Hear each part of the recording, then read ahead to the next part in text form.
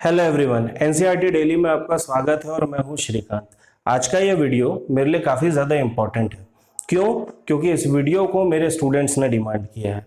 इस वीडियो के मीडियम से मैं अपने स्टूडेंट्स को बताना चाहूँगा, guys I miss you a lot and इस वीडियो को मैं आप लोगों के लिए डेडिकेट कर रहा हूँ।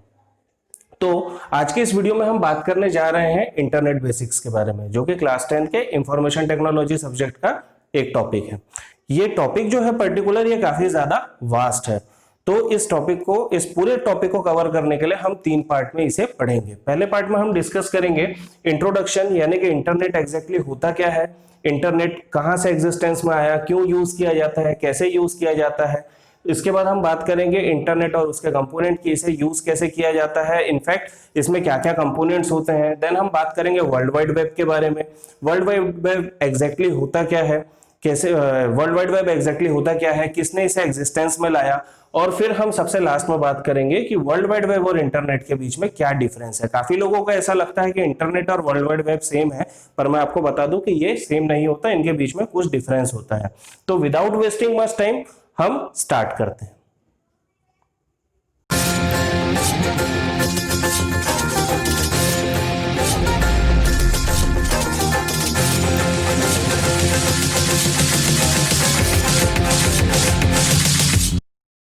To get the latest update of our videos, please click the subscribe button and hit the bell icon. चलिए शुरू करते हैं। हम बात कर रहे हैं इंटरनेट के बारे में। किस बारे में? इंटरनेट के बारे में। अब ये इंटरनेट जो है, ये 2 वर्ड का कॉम्बिनेशन है। पहला वर्ड है आपका क्या? इंटर। क्या है? इंटर। और दूसरा वर्ड आपका क्या है? नेट। इंटर का मतलब होता है इंटरनेशनल। इंटर का मतलब होता है इंटरनेशनल, यानी कि मल्टीपल कंट्रीज के बीच में, मल्टीपल कंट्रीज के बीच में। नेट का मतलब क्या होता है आपका? नेट को हम कहते हैं नेटवर्क। मल्टीपल कंट्रीज के बीच में जब नेटवर्किंग होती है, नेटवर्क होता है, उसे हम कहते हैं इंटरनेशनल नेटवर्क। अब नेटवर्क एग्जैक्टली क्या होता है, तो ये कॉन्सेप्ट को समझो आप कि नेटवर्क एग्जैक्टली होता क्या है। तो नेटवर्क एग्जैक्टली क्या होता है?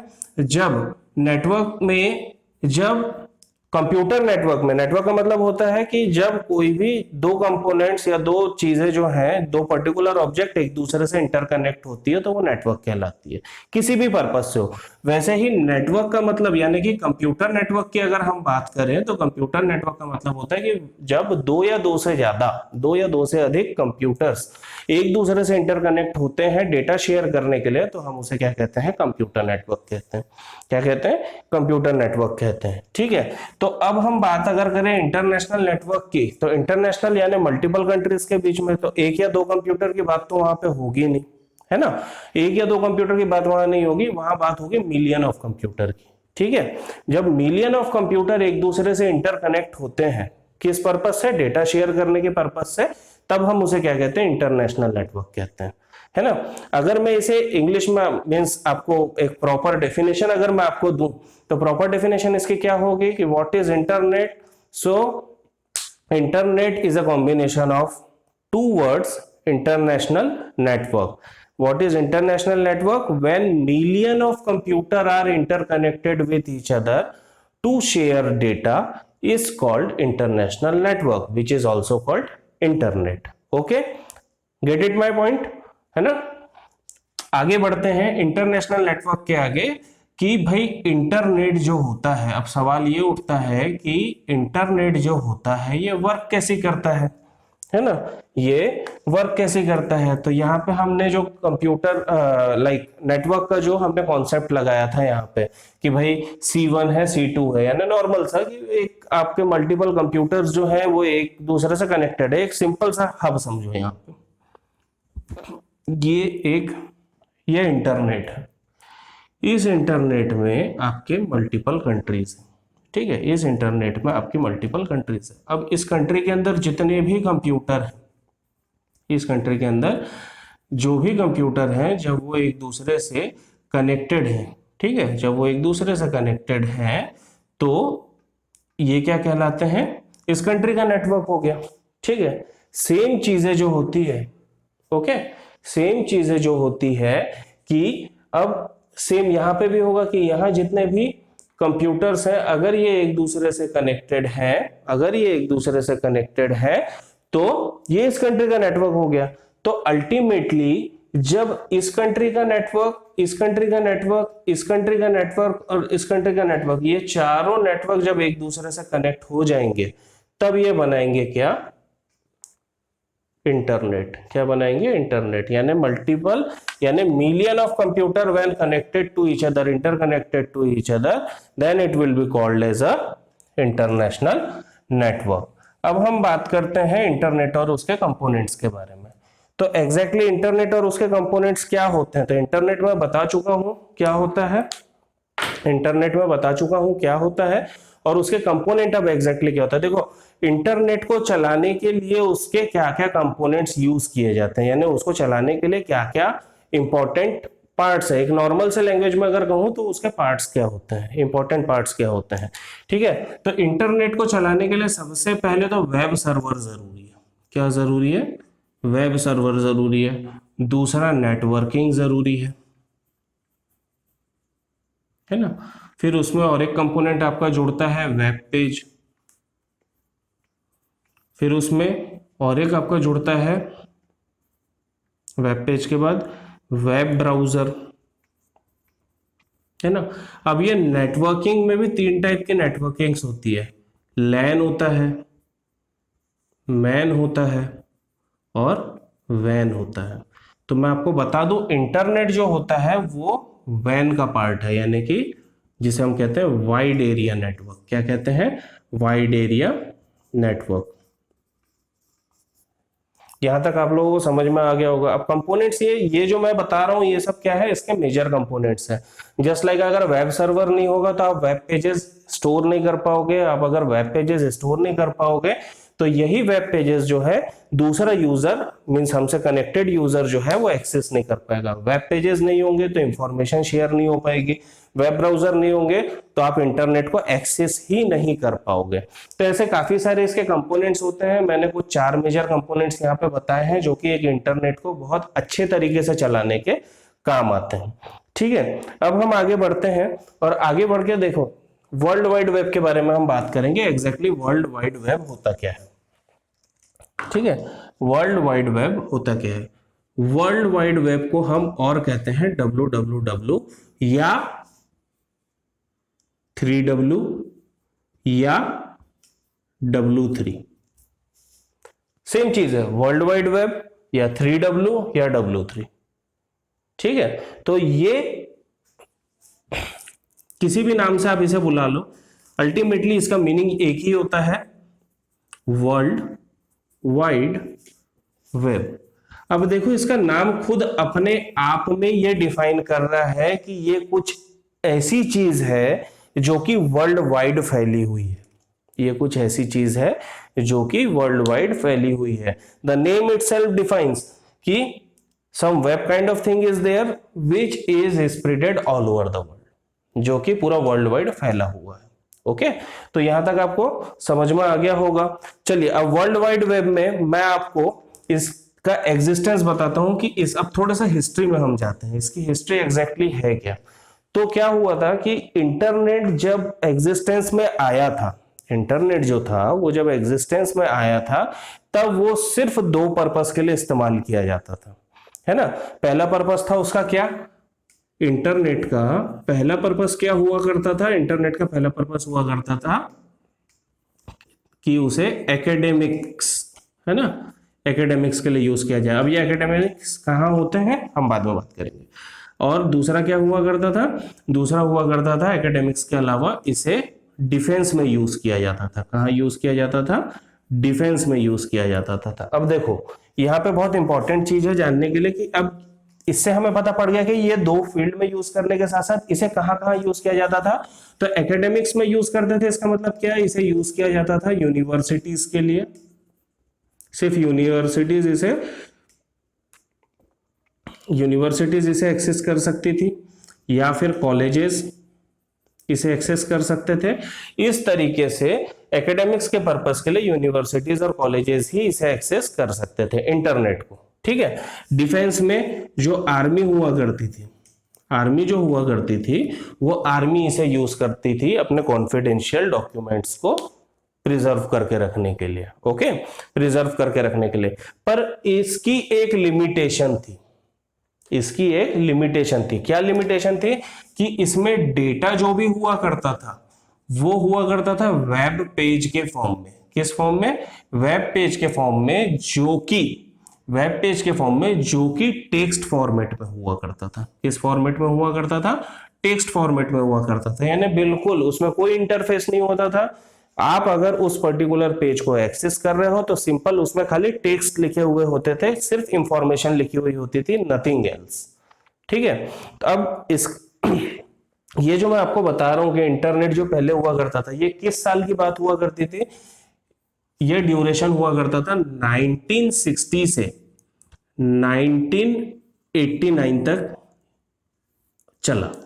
ये जो एरा चला इंटरनेट का लिमिटेड यूजर्स के साथ, बाकी लोगों को इसे एक्सेस करने की परमिशन भी नहीं थी और उनके पास वो साधन भी नहीं थे।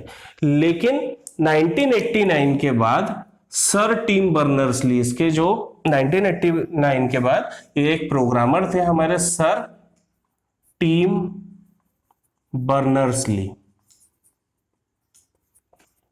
समझो इस बात को, है ना, कि 1960 से 1989 तक इंटरनेट कैजुअली चलता था, जो कि दो फील्ड के लिए इस्तेमाल किया जाता था। एक किया जाता था एकेडमिक्स के लिए, दूसरा किया जाता था डिफेंस के लिए। एकेडमिक्स के लिए जो यूज किया जाता था तो इसीलिए वो इस्तेमाल कहाँ किया जाता था? यूनिवर्सिटीज में किया जाता था और कॉलेजेस में किया जाता था। और वो भी यूनिवर्सिटीज और कॉलेजेस में किस पर्पस के लिए यूज किया जाता था? डॉक्यूमेंट्स को, स्टूडेंट रिकॉर्ड्स को प्रिजर्व करके रखने के लिए, है ना। वैसे ही डिफेंस में किस लिए यूज किया जाता था? आर्मी इसे यूज करती थी। और क्यों करती थी? अब ऑब्वियसली ना कि डिफेंस में यूज कर रहे हैं तो हम पर्टिकुलर कंट्री के जितने भी कॉन्फिडेंशियल डॉक्यूमेंट्स हैं उस कॉन्फिडेंशियल डॉक्यूमेंट्स को प्रिजर्व करके रखने के लिए। ओके, यहां तक आप लोगों को अच्छे से समझ में आ गया। लेकिन 1989 के बाद से थोड़ी सी पिक्चर अब चेंज हो गई। कैसे चेंज हो गई? क्योंकि ये टेक्नोलॉजी काफी ट्रेंडिंग होने लग गई थी और लोगों को पसंद आने लग गई थी और हर एक इंसान इस टेक्नोलॉजी का फायदा उठाना चाहता था। तो यहाँ पे एंट्री हुई भाई सर टीम बर्नर्स-ली की।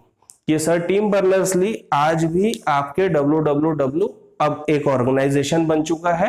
तो WWW ऑर्गेनाइजेशन के वो हेड है ना, वो क्या है? वहां के हेड है। तो ये जो सर टीम बर्नर्स-ली है, इन्होंने कुछ अमेंडमेंट्स किए इस इंटरनेट पे। इस इंटरनेट के काम पे उन्होंने क्या किए? कुछ अमेंडमेंट्स किए। अब वो अमेंडमेंट्स क्या किए ये मैं आपको बताता हूं, क्या चेंजेस है। ठीक है, तो देखो क्या हुआ था कि 1960 में, फिर उसके बाद 1960 से 1989, 1960 से 1989, 1960 में क्या होता था कि फाइल्स जो थी वो टेक्स्ट बेस्ड थी। टेक्स्ट बेस्ड यानी यहाँ पे जो वेब पेजेस थे वो टेक्स्ट बेस्ड थे। सिंपल खाली टेक्स्ट लिखे हुए होते थे, बाकी कोई चेंजेस नहीं होते थे। लिमिटेड एक्सेस था, है ना, खाली यूनिवर्सिटीज, कॉलेजेस और डिफेंस को ही इसकी परमिशन थी। तो लिमिटेड एक्सेस था यहाँ पे, तो लिमिटेड एक्सेस था। अब यहाँ पे 1989 से जो अमेंडमेंट्स इसमें हुए वो क्या हुए कि इस टेक्स्ट बेस्ड फाइल को ग्राफिक्स इंप्लीमेंटेड हम कह सकते हैं, है ना, कि इसमें ग्राफिक्स इंप्लीमेंट किया जा सकता था। ऐसी फाइल्स को हम क्या कहते हैं? मल्टीमीडिया फाइल्स कहते हैं, है ना। तो मल्टीमीडिया फाइल से रिप्लेस किया गया। दूसरा जो लिमिटेड एक्सेस था, अब ये पब्लिक एक्सेस हो गया। आज भी ये वर्ड जिंदा है कि इसे इंटरनेट जो है वो पब्लिक एक्सेस है। इसीलिए क्या कहा जाता है कि इंटरनेट पे किसी की मालकियत नहीं है, यानी no one is the owner of internet. Internet कोई प्राइवेट प्रॉपर्टी नहीं है, इसका कोई मालिक नहीं है, ये पब्लिक एक्सेस है। इसे कोई भी उस इंटरनेट से यानी उस नेटवर्क में जुड़ने वाला हर एक कंप्यूटर बहुत आसानी से इसे क्या कर सकता है? एक्सेस कर सकता है। ओके, इसे क्या कर सकता है? एक्सेस कर सकता है। तो क्या चेंजेस आए? तो 1960 के टाइम पे ये लिमिटेशन थी और 1989 में इन लिमिटेशन को सुधारा गया, अमेंडमेंट्स हुए, ग्राफिक्स इंप्लीमेंट किया गया। अब क्या हो गया? इससे मल्टीमीडिया फाइल होने से क्या होता था? मल्टीमीडिया फाइल होने से इनको फायदा ये मिलता था, मल्टीमीडिया फाइल होने से, कि वेब पेजेस जो है वो और भी ज्यादा अच्छे से रिप्रेजेंट किए जा सकते थे। इंफॉर्मेशन को और अच्छे तरीके से प्रेजेंटेबल मोड में दिया जा सकता था। तो इंफॉर्मेशन, ज्यादा से ज्यादा इंफॉर्मेशन कम से कम पेज और कम से कम स्पेस के साथ अच्छे से रिप्रेजेंट की जा सकती थी, या हम कह सकते हैं उसे प्रेजेंट किया जा सकता था। यहां तक बात समझ में आ गई आप लोगों को कि भाई 1960 1989 में क्या इंटरनेट में चेंजेस हुए। ठीक है, अब ये जो वर्ल्ड वाइड वेब जो है, इसका काम एग्जैक्टली होता क्या है, तो मैं आप लोगों को ये भी बता दूं कि वर्ल्ड वाइड वेब का एग्जैक्टली काम क्या होता है। तो एग्जांपल चलो हम लेते हैं कि वर्ल्ड वाइड वेब ना आपके स्कूल के टीचिंग स्टाफ के समान है। वर्ल्ड वाइड वेब जो है आपके स्कूल के टीचिंग स्टाफ के समान है। वो आपको पढ़ाता है, आपको म्यूजिक गाना भी सिखाएगा, आपको हर एक चीज सिखाएगा भी, और साथ ही साथ आपकी लिमिटेशन भी रहेगी वहां पे कि आप क्या कर सकते हैं क्या नहीं कर सकते हैं। एग्जांपल देते हैं, हम स्पोर्ट्स पीरियड में जाते हैं, बच्चे आपको जो आपके सर होते हैं, स्पोर्ट्स टीचर जो होते हैं, वो क्या करते हैं, आपको स्पोर्ट की किट देते हैं, आप जाते हैं ग्राउंड में खेलते हैं, वापस उस किट को लाके रख देते हैं, ये रूल है। तो वर्ल्ड वाइड वेब का भी यही काम होता है, वो प्रोटोकॉल्स बनाती है, वो स्टैंडर्ड बनाती है, वो डेटा की सिक्योरिटी रखती है ना। ये जितना भी एग्जीक्यूशन का काम होता है इंटरनेट के अंडर में, ये कौन करती है, वर्ल्ड वाइड वेब करती है। तो अब हम बात करेंगे वर्ल्ड वाइड वेब और इंटरनेट के बीच में क्या डिफरेंस है। वर्ल्ड वाइड वेब एग्जैक्टली क्या है, तो ये मैंने आप लोगों को अब भी बताया कि वर्ल्ड वाइड वेब का मतलब क्या होता है। ये एक नॉर्मल सा और एक वर्ल्ड वाइड वेब इंटरनेट का एक पार्ट है। सबको क्या लगता है ना, सबको क्या लगता है कि इंटरनेट और वर्ल्ड वाइड वेब सेम है, पर ऐसा नहीं है।